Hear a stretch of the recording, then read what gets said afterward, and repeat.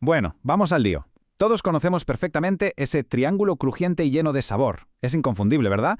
Pero, a ver, ¿alguna vez nos hemos parado a pensar en la increíble ingeniería que hay detrás de cada dorito? Hoy vamos a hacer justo eso. Vamos a desglosar todo el viaje, desde que es un simple grano de maíz hasta que llega a la bolsa. Esa es, sin duda, la pregunta del millón. Porque esto no va de mezclar un poco de harina, freírlo y ya está. Para nada. Es más bien como un ballet perfectamente coreografiado de ciencia y maquinaria de precisión diseñado para producir millones de chips idénticos, día sí y día también.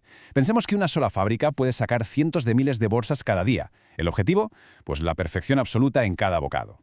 Al final, todo se reduce a estos tres pilares fundamentales. Primero, una base que sepa a maíz de verdad, auténtico. Segundo, una textura que cruja justo como tiene que crujir. Y tercero, cómo no, esa explosión de sabor inconfundible que se te queda en los dedos. A lo largo de este repaso vamos a ver cómo la ciencia se las apaña para clavar cada uno de estos puntos. Y todo, absolutamente todo empieza aquí, en la mismísima base. Y ojo, que esto no es tan simple como echar harina en un bol y remover.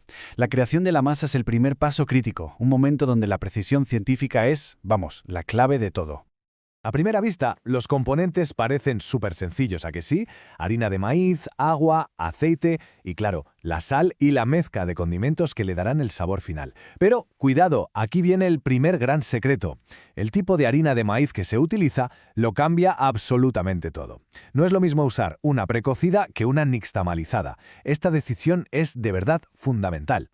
Y justo hablando de harinas, llegamos a una palabra que suena un poco a clase de química, pero que es la clave de bóveda de todo el asunto: la nixtamalización. Y lo más curioso es que no es ningún invento moderno. ¿Qué va? Es un proceso súper antiguo, un secreto de hace siglos que la industria ha adoptado para conseguir ese sabor tan auténtico. A ver, para que nos entendamos, es una técnica que transforma por completo el maíz. Se cuece el grano con cal y con esto se consiguen varias cosas a la vez. Por un lado, el sabor se vuelve mucho más profundo, más tradicional.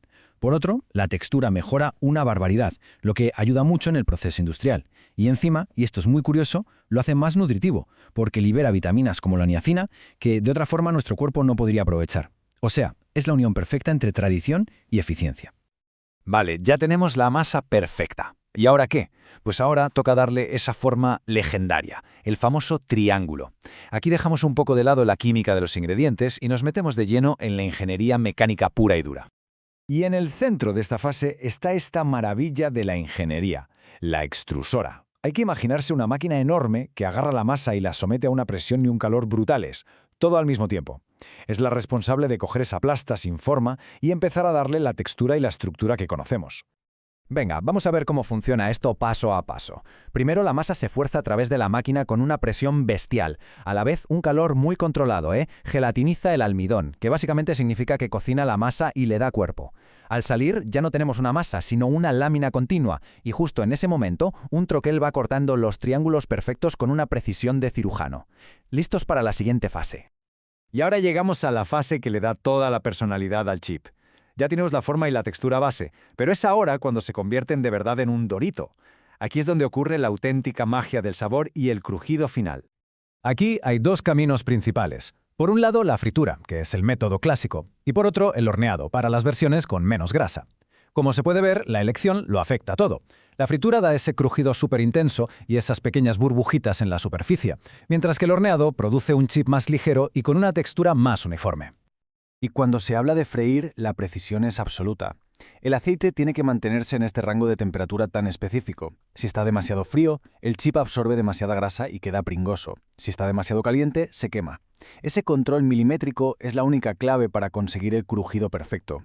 Después de cocinarse y enfriarse un poco, los chips, que todavía están desnudos, entran aquí, en un enorme tambor giratorio. Es como una hormigonera gigante, pero dedicada exclusivamente al sabor. Aquí es donde van a recibir su capa final. Aquí el punto crucial es la uniformidad. El proceso es metódico. Primero, una finísima neblina de aceite que actúa como pegamento. Luego se añade el condimento en polvo en la cantidad exacta. Y por último, el movimiento constante del tambor asegura que cada centímetro de cada triángulo quede perfectamente cubierto. No se deja nada, pero nada de nada al azar.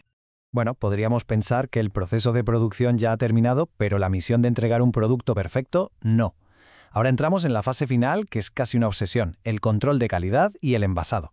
Y esto es que ilustra a la perfección el nivel de detalle. Hay inspecciones visuales, a menudo con cámaras de alta velocidad e inteligencia artificial para detectar cualquier chip que esté roto o un poco quemado. Hay máquinas que miden el crujido perfecto. Se toman muestras para analizarlas en el laboratorio y garantizar la seguridad. Se analiza la grasa, la humedad y, por si fuera poco, al final de todo, hay paneles de catadores humanos para confirmar que el sabor es exactamente el correcto. Otro dato científico clave. Para que un chip sea súper crujiente y además dure meses en la estantería, su contenido de humedad final tiene que ser increíblemente bajo, por debajo del 3%. Cualquier cosa por encima de eso y perdería ese chasquido tan característico.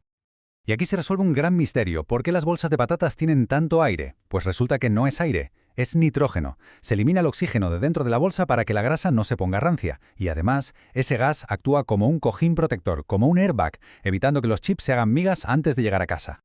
Así que, como hemos visto, el viaje es extraordinario. Se empieza con algo tan humilde como el maíz y, a través de una cadena de procesos químicos, mecánicos y sensoriales, se llega a un producto que es, en toda regla, una proeza de la tecnología alimentaria. La próxima vez que abramos una bolsa seguro que la vemos con otros ojos. Detrás de ese simple placer hay un universo de ciencia, de precisión y de control. La pregunta, por tanto, queda en el aire. ¿Es solo un aperitivo o es en realidad una pequeña obra maestra de la ingeniería de alimentos que nos comemos casi sin pensar?